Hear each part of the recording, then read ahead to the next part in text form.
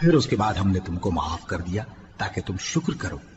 اور جب ہم نے موسیٰ کو کتاب اور معجزے عنایت کیے تاکہ تم ہدایت حاصل کرو، اور جب موسیٰ نے اپنی قوم کے لوگوں سے کہا کہ بھائیو، تم نے بچڑے کو معبود ٹھہرانے میں اپنی جانوں پر ظلم کیا ہے، تو اپنے پیدا کرنے والے کے آگے توبہ کرو،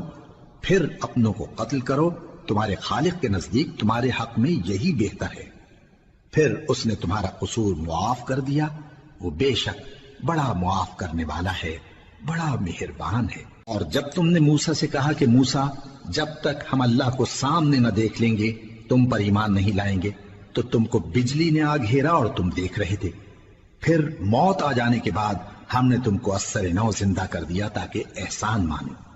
اور ہم نے بادل کا تم پر سایہ کیے رکھا اور تمہارے لیے من و سلوہ اتارتے رہے کہ جو پاکیزہ چیزیں ہم نے تم کو عطا فرمائی ہیں ان کو کھاؤ پیو، مگر تمہارے بزرگوں نے ان نعمتوں کی کچھ قدر نہ جانی، اور وہ ہمارا کچھ نہیں بگاڑتے تھے بلکہ اپنا ہی نقصان کرتے تھے۔ اور جب ہم نے ان سے کہا کہ اس گاؤں میں داخل ہو جاؤ اور اس میں جہاں سے چاہو خوب کھاؤ پیو، اور دیکھنا دروازے میں داخل ہونا سجدہ کرتے ہوئے اور حطوتن کہنا، ہم تمہارے گناہ معاف کر دیں گے اور نیکی کرنے والوں کو اور زیادہ دیں گے۔ تو جو ظالم تھے انہوں نے اس لفظ کو جس کا ان کو حکم دیا تھا بدل کر اس کی جگہ اور لفظ کہنا شروع کیا،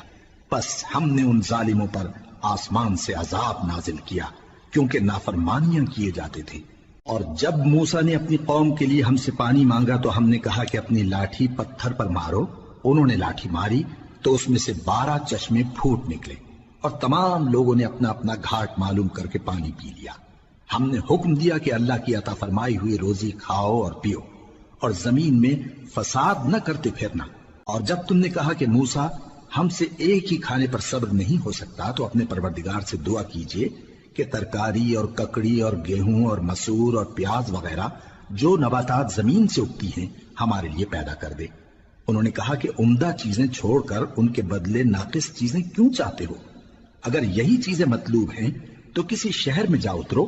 وہاں جو مانگتے ہو مل جائے گا۔